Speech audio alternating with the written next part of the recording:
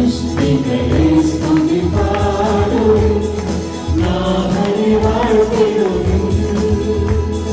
മഹിമകൾ തിന്നും ഇടപെടലിൽ നിത്യം പാടി പുകഴ്ത്തിടുവിൻ.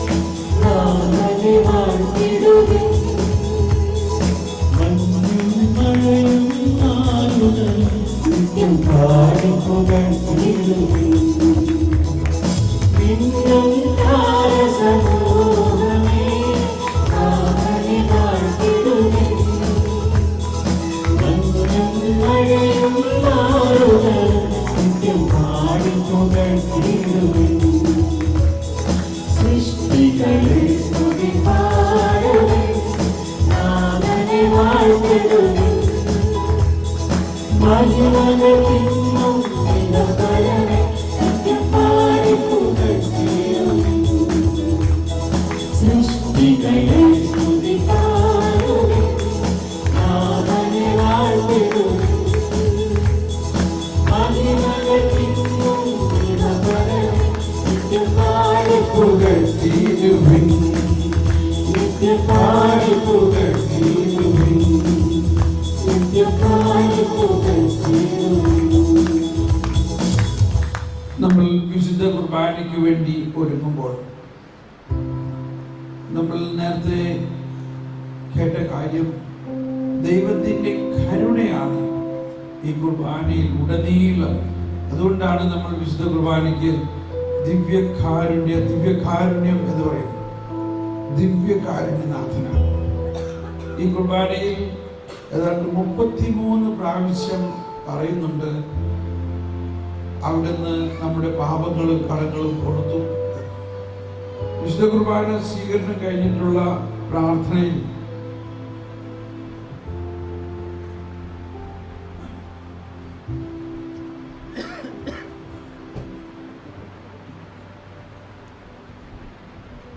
വൈദികൻ ഇങ്ങനെ പ്രാർത്ഥിക്കുന്നു: മനുഷ്യവർഗത്തിന്റെ പ്രത്യാശയായ മിശിഹായേ, ഞങ്ങൾ ഭക്ഷിച്ച തിരുശരീരവും പാനം ചെയ്ത തിരുരക്തവും ഞങ്ങൾക്ക് ശിക്ഷാവിധിക്ക് കാരണമാകാതെ കടങ്ങളുടെ പൊറുതിക്കും പാപങ്ങളുടെ മോചനത്തിനും നിന്റെ സന്നിധിയിൽ സന്തുഷ്ടിക്കും നിദാനമാകട്ടെ. സകലത്തിന്റെ നാഥ എന്നേക്കുമാണ്. നമ്മുടെ ശിക്ഷാവിധിക്ക് കാരണമാകാതെ നമ്മൾ ദൈവം ഒരിക്കലും നമ്മളെ ശിക്ഷിക്കുകയില്ലെന്ന് മാത്രമല്ല, നമ്മൾ സ്വീകരിക്കുന്ന ഈ തിരുശരീര രക്തങ്ങൾ കടങ്ങളുടെ പൊറുതിക്കും പാപങ്ങളുടെ മോചനത്തിനും വേണ്ടിയാണ് നമുക്ക് നൽകപ്പെട്ടിരിക്കുന്നത്. ആ കുർബാനയിലുള്ള വചനങ്ങൾ തന്നെ, കുർബാന അനാഫ്ര പ്രാർത്ഥനയിലുള്ള ഇത് നിങ്ങളുടെ പാപമോചനത്തിനായി ഞാൻ നൽകുന്ന എൻ്റെ ശരീരമാകും. ഇത് നിങ്ങളുടെ പാപമോചനത്തിനായി ഞാൻ നൽകുന്ന എൻ്റെ രക്തമാകുന്നു.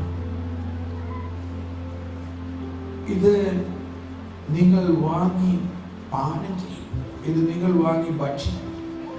അങ്ങനെ നമ്മൾ ഭക്ഷിക്കുമ്പോൾ എന്താ നമ്മളിൽ സംഭവിക്കുന്നതെന്നും, ഇനി ഭക്ഷിക്കുന്നതിന് മുൻപ് തന്നെ ഈ വിശുദ്ധ കുർബാന മുഴുവനും ഈശോയുടെ ദിവ്യ ബലിയുടെ പുനരാവിഷ്കരണമാണ്. കുർബാനയുടെ ആമുഖം ശുശ്രൂഷയിൽ ഈശോയുടെ മനുഷ്യാവതാരം, വിശുദ്ധ വചന പ്രഘോഷണ സമയത്ത് ഈശോയുടെ പരസ്യ ജീവിതം, അതിനുശേഷം ഈശോയുടെ പീഠാനുഭവവും ബലിയർപ്പണവുമാണ് നമ്മൾ വിശുദ്ധ കുർബാനയിലുടനീളം കാണുന്നത്. ഈ എല്ലാ അവസരത്തിലും ഉയർത്തെഴുന്നേറ്റ കർത്താവിൻ്റെ സജീവ സാന്നിധ്യത്തെയാണ് നമ്മൾ ഇവിടെ കുർബാനയിൽ നമ്മൾ അനുഭവിക്കുന്നത്.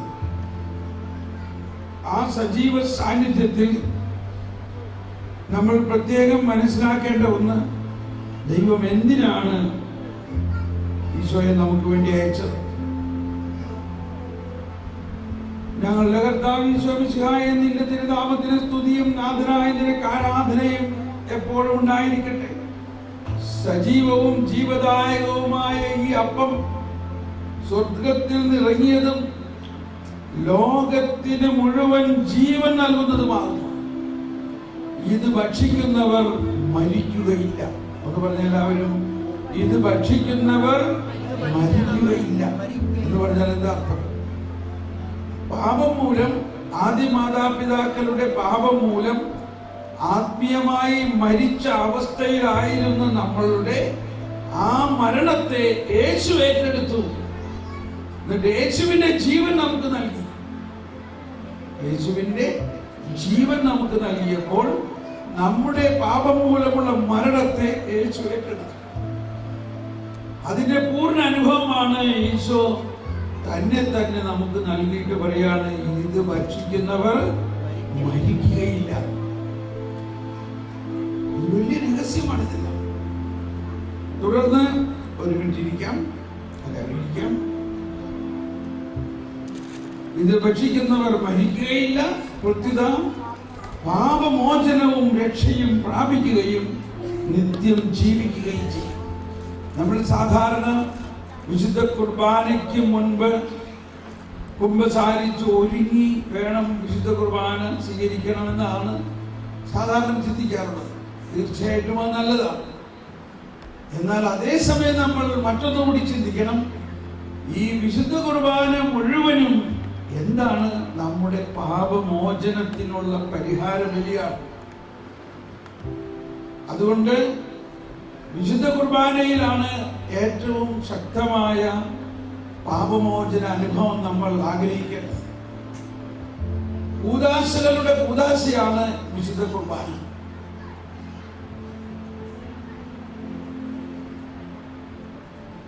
സമാപന പ്രാർത്ഥനയിലെ ഒരു പ്രാർത്ഥന, ഞങ്ങളുടെ കർത്താവേ, വിശ്വാസപൂർവ്വം ഞങ്ങൾ സ്വീകരിച്ച ദിവ്യരഹസ്യങ്ങൾ വീണ്ടും ഞങ്ങളുടെ കടങ്ങളുടെ പൂർത്തിക്ക് കാരണമാകട്ടെ. യുഗങ്ങളുടെ രാജാവായ മിശിഹായെ, നീ ദാസന്റെയും സൃഷ്ടാവിന്റെയും സദൃശ്യമാകും. നിന്നിൽ വിശ്വസിച്ച സകലരുടെയും കറകളും കടങ്ങളും നിന്റെ ശരീര രക്തങ്ങളാൽ നിർമ്മാർജ്ജനം ചെയ്യുകയും ക്ഷമിക്കുകയും ചെയ്തു. ഇത് നിങ്ങൾ വിശ്വസിക്കുന്നുവോ? എന്ത് വിശ്വസിക്കുന്നു? എന്താ വിശ്വസിക്കണേ? എന്താ പറയണേ? നിന്നിൽ വിശ്വസിച്ച സകലരുടെയും കറകളും കടങ്ങളും നിന്റെ ശരീര രക്തങ്ങളാൽ നിർമ്മാർജ്ജനം ചെയ്തു. നമ്മൾ യേശുവിൽ വിശ്വസിക്കുന്നുവെങ്കിൽ നമ്മുടെ വിശ്വാസത്തിലൂടെ ഈ യേശുവിന്റെ ജീവദായകമായ കൃപ നമ്മിലേക്ക് ഒഴുകുകയാണ്. നമ്മുടെ കടങ്ങളും കറകളും പാപങ്ങളും എല്ലാം യേശു തുടച്ചു മാറ്റും. നമ്മളൊന്നും ചെയ്യണ്ടേ? യോഹന്നാന്റെ സുവിശേഷത്തിൽ 6-ാം അധ്യായത്തിൽ ഫരിസേയരും നിയമജ്ഞരും യേശുവിന്റെ അടുത്ത് വന്ന് ചോദിച്ചു, ഞങ്ങൾ എന്ത് ചെയ്യും?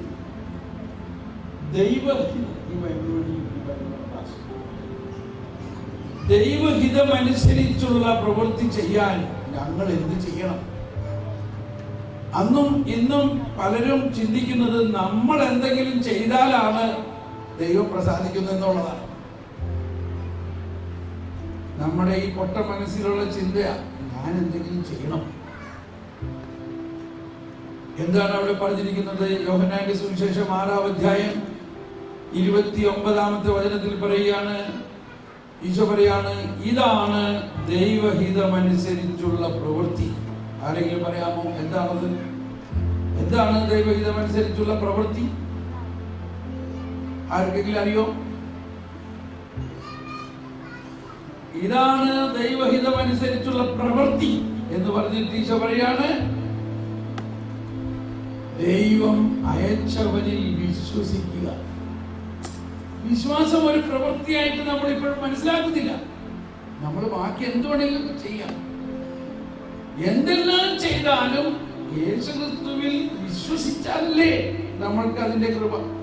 ഇപ്പൊ അയ്യപ്പ ഭക്തന്മാര് നമ്മളെക്കാൾ എന്തോ ഒരു ത്യാഗം സഹിച്ചിട്ടാണ് അവര് ഈ മലയ്ക്ക് നടന്നു പോകുന്നത്.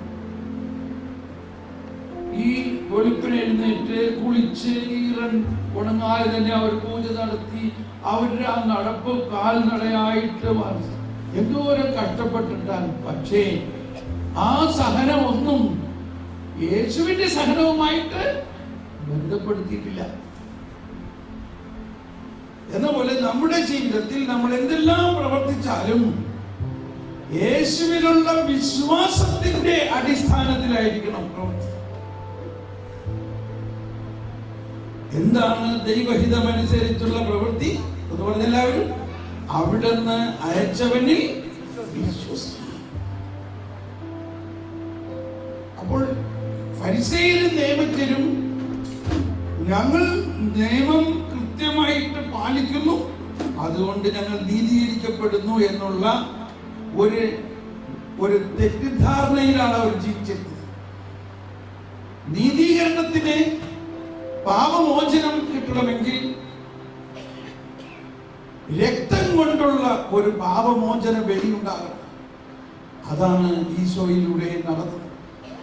ഫരിസേയരും യഹൂദരുമെല്ലാം ഓരോ വർഷവും കാളക്കിടാങ്ങളുടെയും കോലാടുകളുടെയും ബലിയർപ്പിച്ചുകൊണ്ട് അതിന്റെ രക്തം തെളിച്ചിരുന്നതിലൂടെ അവർ വിശുദ്ധീകരിക്കപ്പെട്ടു എന്ന് വിശ്വസിച്ചിരുന്നുവെങ്കിൽ ഇതാ ദൈവം എന്നേക്കുമായിട്ടുള്ള ഒരു ബലി, കോലാടോ ചെമ്മരിയാടോ കാളക്കിടാങ്ങളാണോ, ആരാണ് അവിടെ വന്നിരിക്കുന്നത്? യേശു തന്നെ. അപ്പോൾ ഇവിടെ ബലി അർപ്പകനും ആ ബലി അർപ്പകൻ അർപ്പിക്കുന്ന ബലി വസ്തു എന്താണത്? ആ ബലി അർപ്പിക്കുന്നവൻ തന്നെയാണ്. യേശു ബലി അർപ്പകനാണ്.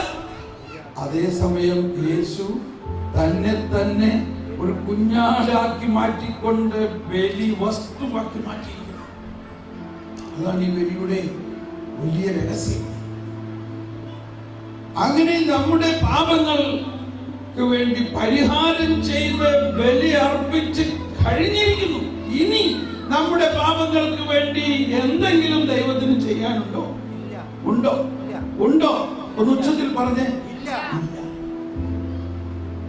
ഇത് വിശ്വസിക്കുമ്പോഴാണ് നമ്മളിൽ പൂർണ്ണമായ പാപമോചനം ലഭിക്കുന്നത്. ഇത് ദൈവപിതാവ് നമുക്ക് വേണ്ടി നൽകിയിരിക്കുന്ന കരുണയുടെ ഏറ്റവും വലിയ സമ്മാനമാണ്. അതുകൊണ്ടാണ് ഇതിൽ പല പ്രാവശ്യം നമ്മൾ പ്രാർത്ഥിക്കുന്നുണ്ട്. അവർണ്ണനീയമായ ഈ ദാനത്തെ കുറിച്ച് പരിശുദ്ധാത്മാവിന്റെ കൃപാവരത്താൽ തുത്യർഹവും പരിശുദ്ധവും ജീവദായകവും ദൈവികവുമായ രഹസ്യങ്ങളുടെ സമീപിച്ച് ഇവയിൽ പങ്കുകൊള്ളാൻ യോഗ്യരാക്കപ്പെട്ട നമുക്ക് എല്ലാവർക്കും ഇവയുടെ ദാതാവായ ദൈവത്തിന് സ്തുതിയും കൃതജ്ഞതയും സമർപ്പിക്കാം. അപ്പൊ നമ്മൾ ഈ ബലിയർപ്പണത്തിലേക്ക് നീങ്ങുമ്പോൾ നമ്മൾ അർപ്പിക്കുന്ന എന്തെല്ലാമാണോ അതെല്ലാം രൂപാന്തരീകരിക്കപ്പെടാൻ പോവുകയാണ്.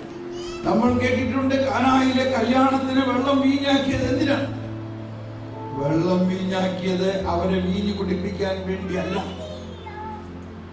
വെള്ളം എന്ന സൃഷ്ടിയെ ദൈവത്തിന് രൂപാന്തരപ്പെടുത്തി വീഞ്ഞ് എന്ന മറ്റൊരു സൃഷ്ടിയാക്കി മാറ്റുന്നതിലൂടെ അതുപോലെയാണ് മനുഷ്യനെ ഓരോരുത്തരെയും പാപകരമായ അവസ്ഥയിലുള്ള മനുഷ്യനെ ദൈവത്തിന്റെ ശക്തിയിലൂടെ രൂപാന്തരപ്പെടുത്തി പുതിയ സൃഷ്ടിയാക്കി മാറ്റും. അതാണ് നമ്മുടെ കൂദാശകളിലെല്ലാം സംഭവിക്കുന്നത്. അതാണ് പൗലോസ്ലീഹയുടെ ലേഖനങ്ങളിലെല്ലാം പറയുന്ന പ്രധാന വിഷയം. പുതിയ സൃഷ്ടിയാവുക എന്നതാണ് പരമപ്രധാനം. എന്നാൽ നമുക്ക് സൃഷ്ടിയായ നമ്മളെ പുതിയ സൃഷ്ടിയാക്കാൻ പറ്റുമോ? ഒരിക്കലുമില്ല. അപ്പൊ നമ്മൾ ഈ വിശുദ്ധ ബലി നമ്മളെ തന്നെ പൂർണ്ണമായിട്ട് സമർപ്പിക്കുമ്പോൾ വിശ്വസിക്കുക, ദൈവമേ എന്നെ പുതിയ സൃഷ്ടിയാക്കി മാറ്റും. ഈ ഒരു വിശുദ്ധ ബലിയിലൂടെ എന്റെ ജീവിതത്തെ പൂർണ്ണമായി രൂപാന്തരപ്പെടുത്താൻ സാധിക്കും. ഒരു പുതുമീനാക്കി മാറ്റാൻ സാധിക്കും. ഇപ്പോൾ ഞാൻ വെള്ളം പോലെയാണ്, പച്ചവെള്ളം പോലെയാണ് ഞാൻ.